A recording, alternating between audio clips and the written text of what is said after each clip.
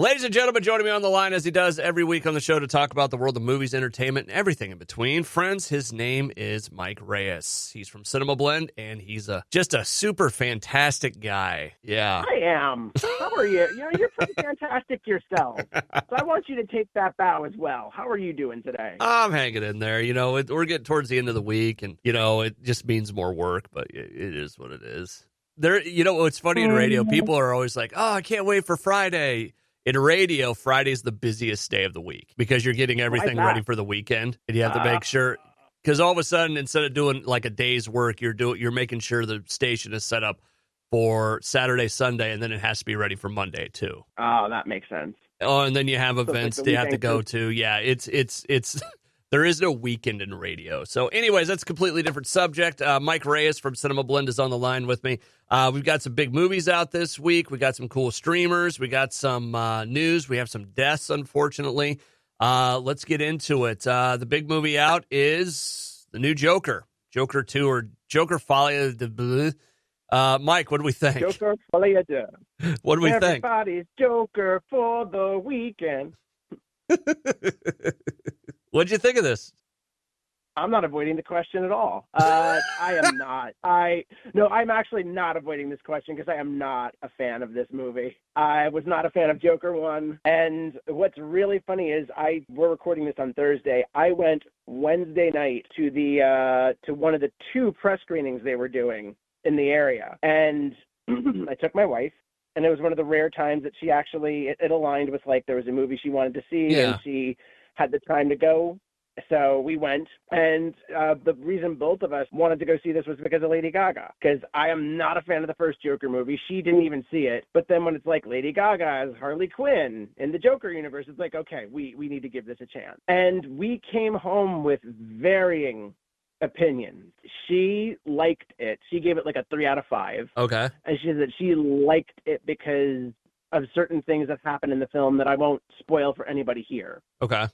But I did not like this movie.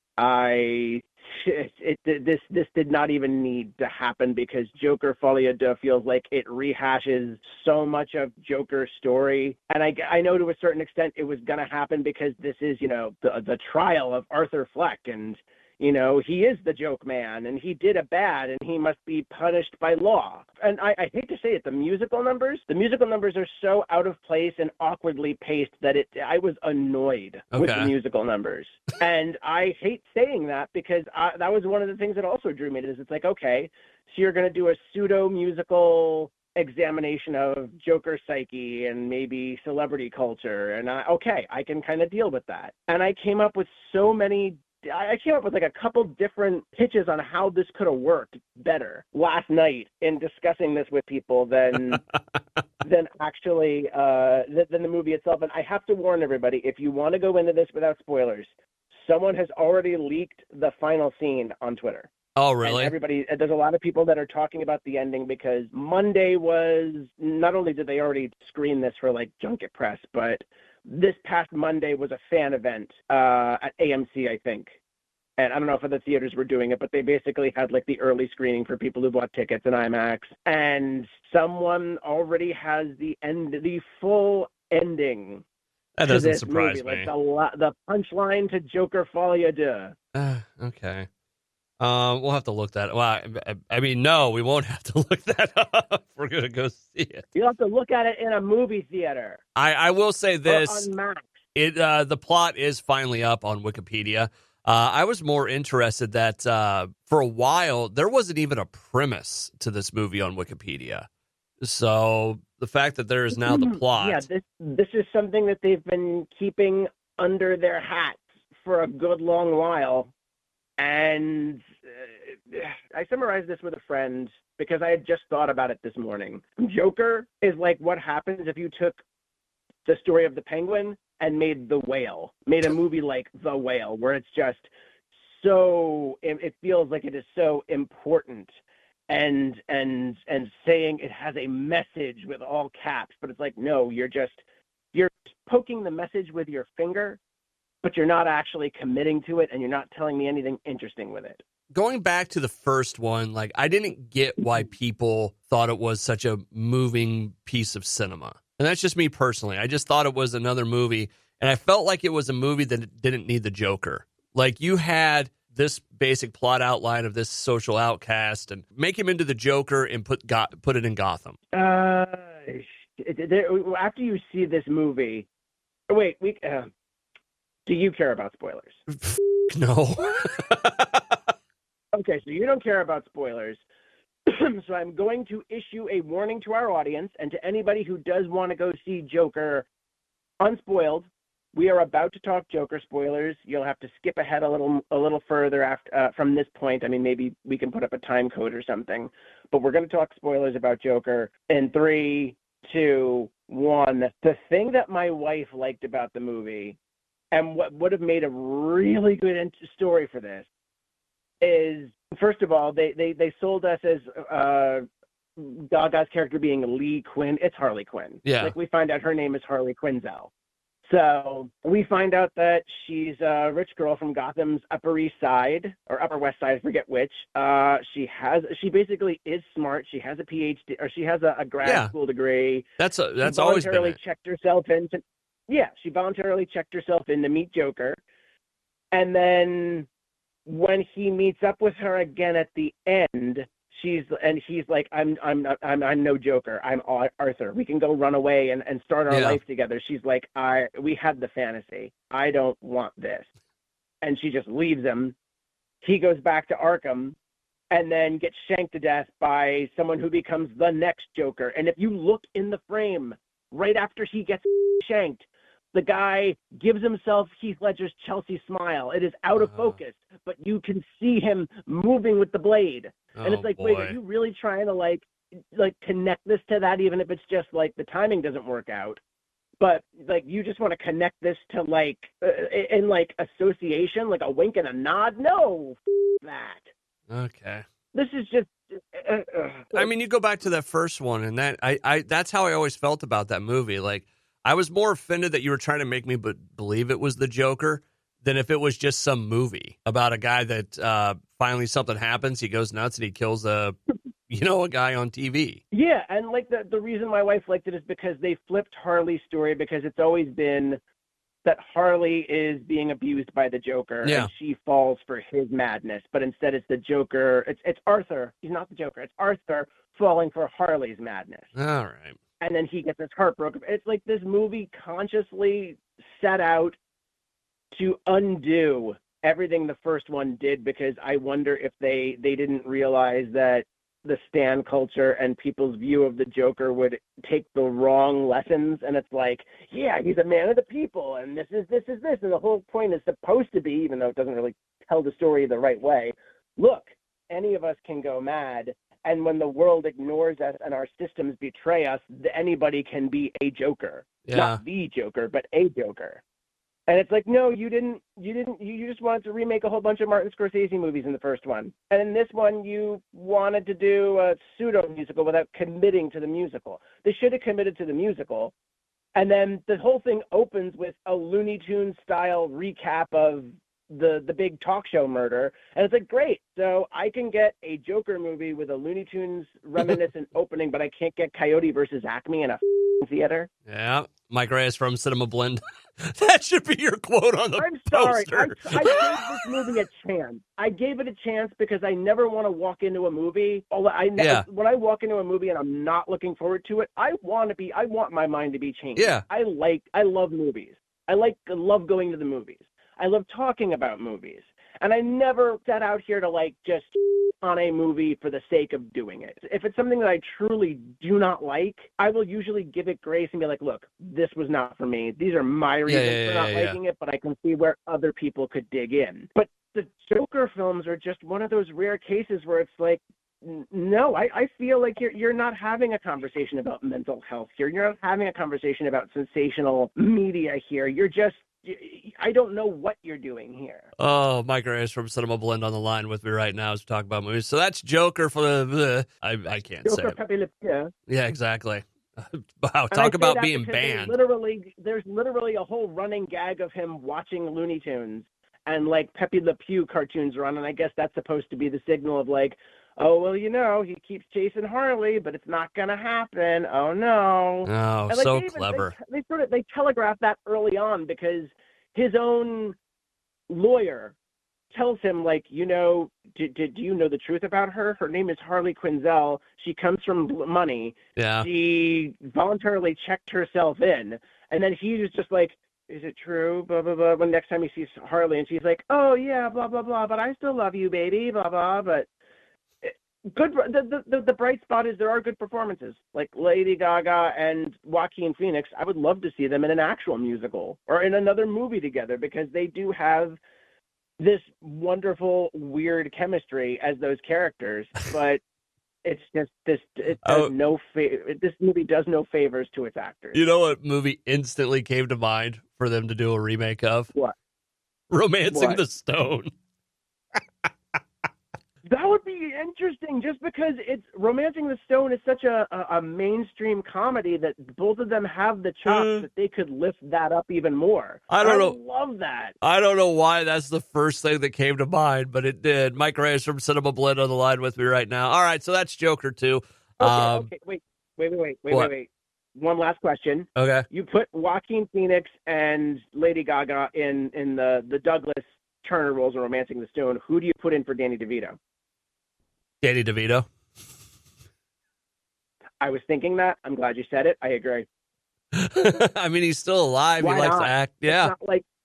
It's not like age has anything to really do with these characters, other than the studio probably be like, well, we want leads that people will fall in love with, blah blah blah. And it's like, well, you could get that with them. Yeah. Like, look, I wonder if I need to see Jamie Foxx again. Because he likes to tell me that I look like Joaquin Phoenix, and I need to ask, like, do you still feel that way after this last movie? You know what? They would do something stupid though. They'd give it to like Jack Black or somebody, and he'd do his interpretation of what Danny DeVito did. I mean, the closest that we've gotten to another Romancing the Stone, and I still haven't seen it, but from my understanding, the closest we've gotten was The Lost City with Sandra Bullock and Channing Tatum. That movie was actually really good. Like, that was the closest that we've gotten to, like, doing another one of those, and I want them to go do that again. Have you seen that yet? No, I just said I didn't. Oh, sorry. But I will clarify because I may have just talked too fast. But yeah, I have not seen it. It's really good. That's what I've heard it, and it's like, it's not that I don't want to see it. It is on my list. Actually, you know what I was actually kind of thinking? Just a second ago. The Joker, whatever the Joker origin story is going to be, it almost needs to be a surprise at the end. Yeah, like like a split, where like at the very end you see Bruce Willis's character from Unbreakable, and it's like, oh, that was the Joker? Is he the Joker? Joke man. I think there's a lot of movies out there that could benefit from that. I was gonna like that one X-Men movie that I can't ever remember the name of. Oh, New Mutants. Yes, that one. I always thought that movie, if all of a sudden at the end, you could have made it look like a thriller of some sort, like a Mind Games type thing in the trailers, and then people show up and they're like, "Wait, are they mutants?" And have that surprise. I think people would have given that movie a better chance. Maybe, but with that sort of project, if that was the card they were playing, they would not have been able to avoid it. Like, someone would have leaked that. Yeah, no. And someone would have already put that out in the water. But imagine if they didn't. I know. No, I love that sort of thing. I mean, Stephen Sommers, back when he made Deep Rising, allegedly made the movie so it could be a stealth prequel to making like a King Kong reboot. Yeah, that never happened. So, anyways, Mike Reyes from CinemaBlend on the line with us. The other one, we talked about it a little bit last week, and this kind of goes back to your movie that you go in with an open mind, but you finally saw Megalopolis. Yeah, I did. I liked it way more than I thought because this was not the shambling mess that everybody was making it sound like it was. The scenes that have leaked online are taken out of context. Yeah, they're hysterical and they look like they're amateurish, but in context they make more sense.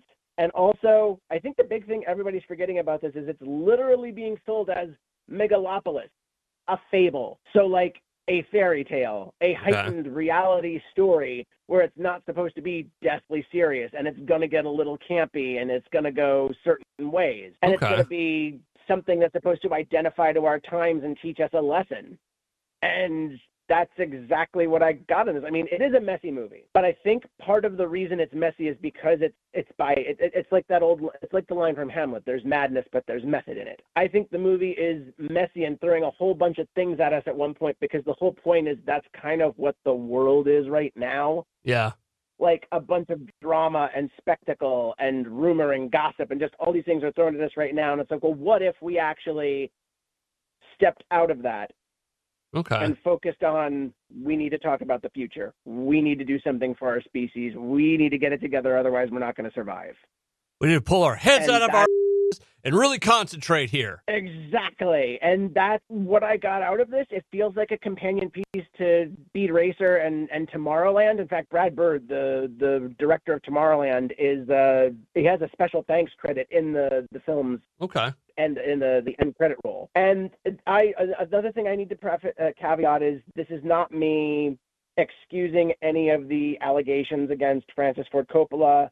This is not me excusing his problematic history about defending Victor Salva, a convicted sex offender. This is not me sidestepping any of like the issues that surround that man and his body of work and his history. But as a movie, like, this it actually moved me a bit. It was inspiring, and it was fun to watch and piece together like this visually rich world where like you can tell that Coppola's in his bag and like basically inspired by things like Metropolis and other classic science fiction, dystopia, utopia stories. And it's like, this is the type of movie that we need, big swings like this. And to an extent, we need big swings like Joker, because the thing I will give that movie, and is one of the same things I'll give Megalopolis, it was a story that was outside of the usual path. I don't have to like it, but I can at least respect it to a certain degree. But Megalopolis, I very much respect, because this was just a very interesting, like a passion project that he's had about America is kind of the new Rome. And what happens when if we're teetering on the edge of collapse and we can't agree on what to do. And it's just very much dripping with imagery and meaning of the current era. And it's weird. It's wild. Aubrey Plaza is one of the MVPs in here. Shia LaBeouf is even very interesting in here. Everyone delivers. And I will leave you with the fact that Lawrence Fishburne's voice is built for Latin, because he gets to recite certain things in Latin, and it's just that Lawrence Fishburne okenness. And it's like, that man has one of the best voices and one of the best just countenances in the industry. Like, when you see Lawrence Fishburne show up, he's one of those people where it's like, yes, okay, where are we going? You don't think uncool when you think of Lawrence Fishburne. No. Oh man, that physically, the man has, like, the man just doesn't age. Like, he may have physically changed from his earlier years as an actor, but the man has not aged and continues to be just cool and very just a rich personality. And it is kind of crazy, because I totally forgot. If I'm not mistaken, he got his start, or it was one of his first movies, was with Francis Ford Coppola, because he was in Apocalypse Now when he was like 16, 17, and I think he lied about his age to get in there. 1979, it was his third. It's his third listing on his thing. It was Cornbread, Earl and Me, Fast Break, and then Apocalypse Now. And I think I remember in an interview they were talking about like, oh, what about those fake drugs on set? And he's like, oh yeah, they were fake drugs, yeah. He is someone I really want to talk to. Yeah. And I really want to just go in depth with his life and experiences. And again, he was great in Transformers 1. Like, he was not used nearly enough in Transformers 1. But he just, again, that voice. And it's like, I believe that you are an Autobot. I believe that you could give me the matrix of leadership if I am worthy. I believe in this totally. Just like I believed in Brian Tyree Henry's Optimus, as a Megatron, as maybe he was right. Maybe like, that's the scary thing about Transformers 1. He's got a point. That's for another day. That's for a couple of weeks ago. But Megalopolis, yes, see it while you can. See it in a movie theater. If you've got someone that still has it in IMAX, I don't think they will because it's probably moving for Joker, but just go see it and engage in the conversation, because it's like one of the big lines that people like to mock is one of my favorites, where it's like Adam Driver is yelling towards the end of the movie, "We need to have a great debate on the future." That's exactly where we're at this point. Like a debate, not an argument, a debate where we stand with each other, look each other square in the eye and just talk it out instead of human, Yeah. bullshit. Mike Reyes from CinemaBlend.com joining me to talk about the world of movies. A couple other movies are coming out this weekend. We have not seen them yet, so we'll hold the review part out for a little bit down the road. Salem's Lot and Hold Your Breath, both interesting movies, and like I said, we'll get to them. On the other side of things, before we go too much further, I do want to finish up the whole Mr. McMahon thing. We started talking about it last week. I finally ended up finishing it earlier this week, and boy, you talk about a crazy movie, and boy, you tie it back to the whole Francis Ford Coppola, the man and his actions versus the art piece. Boy, Mr. McMahon fits into that. My thoughts on it are kind of this. One, I hope anybody that doesn't know anything about the world of professional wrestling doesn't use this as the gospel truth. Because oh yeah, just like Marilyn Manson, it's like, see, he was bad the whole time. Yeah, see? It's like, well, he was bad the whole time, but the art didn't make him do it, and the art didn't make anyone else do it. Wrestling's not going to make you become a power hungry asshole. You just kind of are. No, it's one of those things where if you were a wrestling fan going into this, they didn't cover anything or really touch on anything that you really didn't already know about Vince. But they didn't, it was so surface level stuff that they never, like they said something happened, but they never went into it. They never got into the trenches with some of this stuff. Whether it was them talking about Chris Benoit. I would have loved to hear, not so much McMahon, kind of scoffing at CTE, but the story's never been told, at least not to my knowledge, what it was like to be airing this, episode of Raw, and these details starting to come out about what Chris Benoit had done and where the decision was. Wonder... like the Owen Hart stuff. He said, I would have wanted the show to continue. And that's really there wasn't that moment of someone going up to him and saying, oh my God, Owen, fell and died, or, what was the first call, or there was nothing about him interacting with his family. There was some stuff with, Shane, some history about him and how Shane McMahon actually comes off really well in this. I think he'll be the son of Vince McMahon. He just comes off as a good dude, a good, friendly guy that all he ever wanted was a hug from his dad. He finally got it, and they showed that little moment, but it'd be like a touchdown landing and then right back into the air for the details on certain things. It kind of turned into more of a history of the WWE. Like, I get that you got to put in some history to give it context, but this was just kind of the history of it, and people sort of talking about Vince McMahon. It may have been one of those things that because it was filmed so far ahead of the accusations and the allegations and all that, the stuff that came out that made him get out of this, that it was one of those projects we're trying to make, we had leftovers and we were trying to make a good supper and it just didn't come through. Like, it almost should have just been what it was originally intended to be instead of what they kind of forced it into, because it didn't really do anything. So it's not a bad watch. I will say this. It's especially if you like seeing the old wrestling and, some of the old footage and all this. But are there blatant lies in it? Yeah. Are there stories about Vince actually being okay to people at times? Yeah. But it doesn't really touch on any of it. It just kind of tells a story, and it's like, okay, there you go. That's your Vince McMahon. It almost feels like maybe because of the participants, some of the participants and their families being alive right now, kind of like I said, it may have created some no-go areas that generally just kind of held things back. Maybe, but like they would touch on stuff like, again, like the Chris Benoit thing. They told all the parts that you kind of knew about it already. There wasn't that deep dive into, it was him saying, we had to do this, or the Owen stuff. Oh, the show's got to go on. Okay.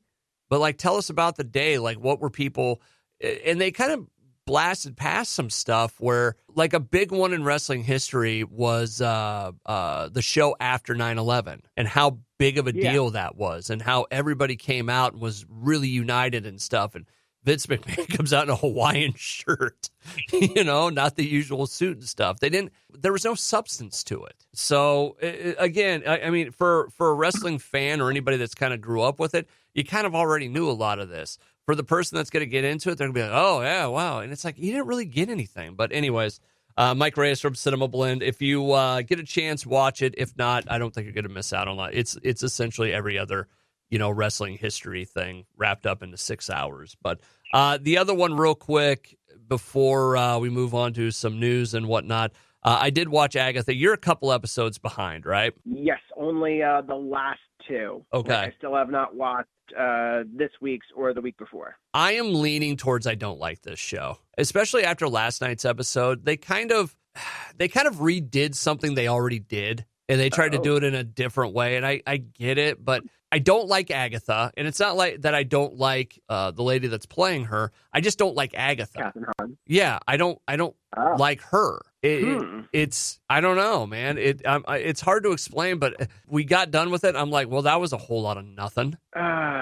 So I think WandaVision was more interesting by this point, unless this is going to wrap up in some really crazy way or whatnot. But I'm leaning towards I don't like it, and it's mostly because I just don't like Agatha. And it's not I don't like her as a heel, whatever. It's just I don't like her. No, I absolutely get that. So, and that's unfortunate to hear, but I mean, I guess we'll see what happens in the next couple of weeks. And so are you going to finish watching the series? Oh yeah, we'll finish watching it, absolutely. I mean, I'm in it this far.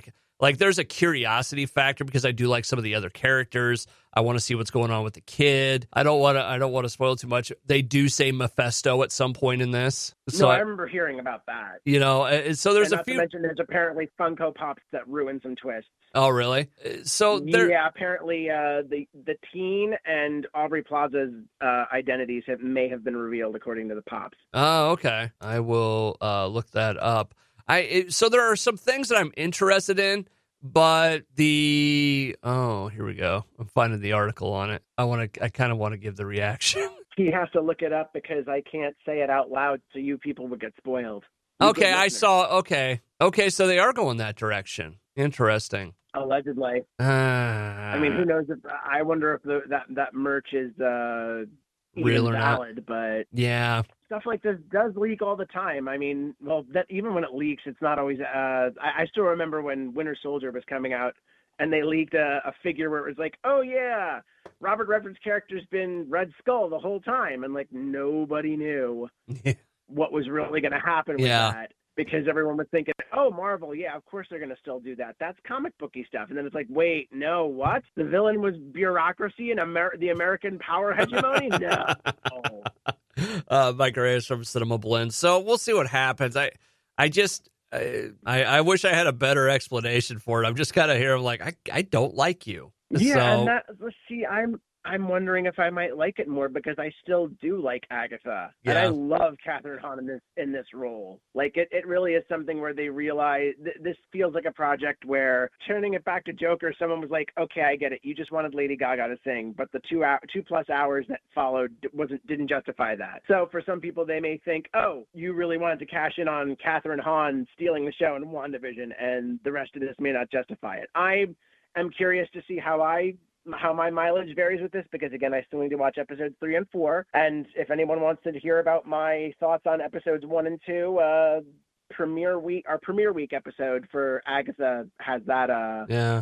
Has those thoughts. The other thing about this, I think if this episode hadn't been something that already kind of happened, maybe that would have made me feel a little bit better about it. I don't know. Yeah, and now there's people that are theorizing with something as simple as the credits having certain title cards blank. It's like, oh, Scarlet Witch is coming back. Oh, this person. Like, people are really going into the Marvel rabbit hole now. Yeah.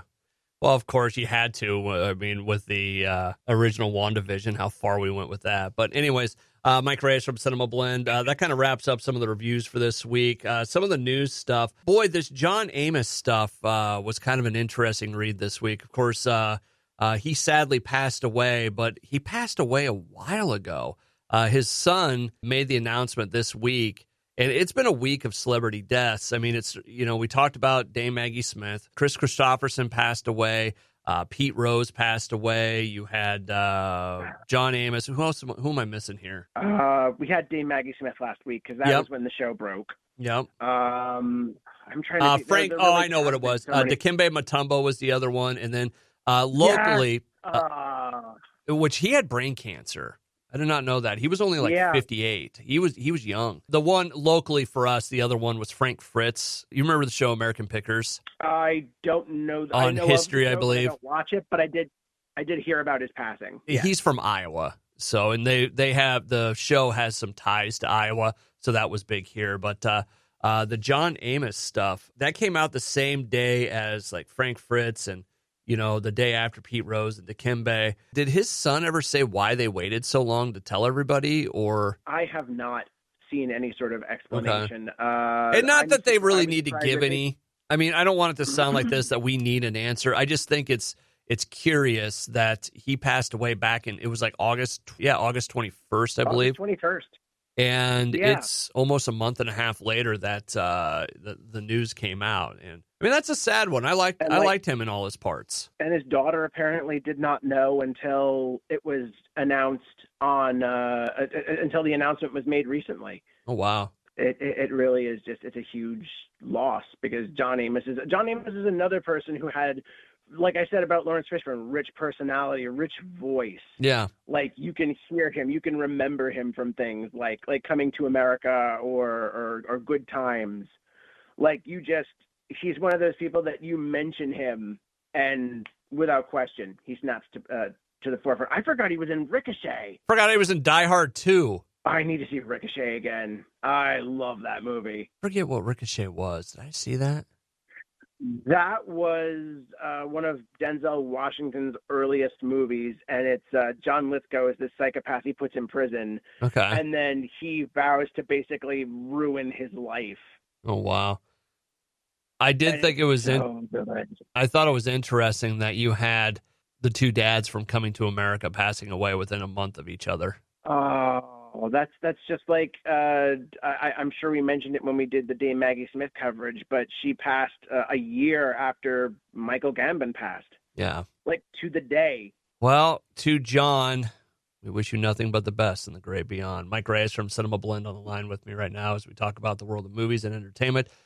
Just a couple things to wrap up with this week. Apparently, Global James Bond Day, not James Blonde, James Bond Day is coming up this weekend. Is that correct? Yes, it is. And you probably just sent a whole bunch of fans who remember those early Daniel Craig rants into like a tailspin because of that.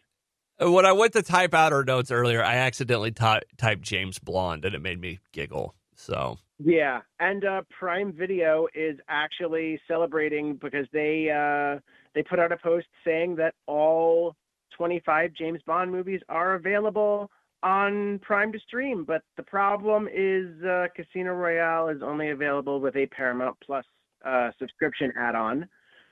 And on top of that, they do not have the unofficial movies, Never Say Never Again and Casino Royale 67. And I very much agree with the rants that have come out about that. It's like, come on. I know they're unofficial movies, but MGM owns the rights to all of them. Amazon now owns MGM. People are going to want to watch those oddities. Throw them on there and throw the 1953 Casino Royale adaptation where it was done for TV and James Bond was an American. But the whole thing that really hits me is like all 25 movies, but then you need to either rent or have a Paramount Plus subscription for Casino Royale. It's getting weird, right? It is. It has been getting weird because what a lot of people have said is the question companies are having is how do we make money in this ecosystem? Because streaming is kind of, I think the bubble is bursting for some. Like, some people are just noticing that it's like this wasn't the silver bullet that everyone hoped it would be. There's more complications with rights and with libraries, and then all these studios factioning off into their own little silos. And it's like, great. So if I want to watch Warner Brothers stuff, I need to have Max. If I want to watch Disney stuff, I need to watch Disney Plus and Hulu. And now it's getting to the point where streaming is becoming cable. because there are bundles that are being offered. There is there's a Max, Disney, Hulu bundle right now. I heard that there's going to be one with like Netflix and a couple others. And it's really showing how cable worked and streaming is not working as much. Like we have Paramount Plus, but they also have a Showtime add-on you can do. We do. Oh, not anymore. No, they folded Showtime into Paramount Plus, so it's like Paramount Plus with Showtime. It's like automatic, I think. No, because there's still some stuff that I can't watch. Oh, it may be. Oh, they may have. Oh, that's another thing people are annoyed with: tiered subscriptions. Like I've been an Amazon Prime/Prime Video member for maybe about a decade. Like when my wife and I first started dating, she had the Amazon Prime with her family, and she still has the subscription. And we've been with Prime Video since the beginning, basically. And then out of nowhere, they're like, oh, by the way, if you want to go ad-free, even though you're already like subscribed to us, you're going to have to pay for another tier. Just like Max. We came into Max through AT&T, and it was like, yeah, you get the top tier because they used to be, AT&T used to own HBO and Time Warner and all that. But when they split a couple years ago, maybe even last year, Max is like, nope, we're introducing a new tier that you don't get 4K. You're going to have to pay for that extra tier. And it's like, I'm grandfathered into your system. I haven't moved. Why are you punishing me like this? It is, again, just like cable, because cable's always like, hey, do you want that new offer for a lower rate? And it's like, I'm already part of your business. Okay, bye. And I mean, and the only have to jump through. I thought I saw the other day, like I was looking at something on Paramount, and it still had like I want to say like a Showtime, like but it said something about Showtime, and I can't remember what it was. Well, yeah, because they'll probably still have the logo on programs that were created through Showtime, and also stuff that you can only stream through Showtime. I think you're right, where it's like you have to pay for maybe it's another tier. I don't know. Okay. But still, I shouldn't have to cancel my Hulu so I can go into your Disney Hulu bundle. There's a Disney Hulu Duo bundle. Yeah, we have it because we get ESPN too. Well, I went on to try and change it because I've had Disney Plus and Hulu separate, and I'm paying separate. I'm basically paying separate fees that keep going up. But now it's like, oh yeah, $20 a month for Hulu and Disney Plus without ads. Cool. I go onto my Disney Plus account, try to switch it. Oh, you have to go to your Hulu account. I go to my Hulu account. That's the one option that's not there. There is a little bit of runaround.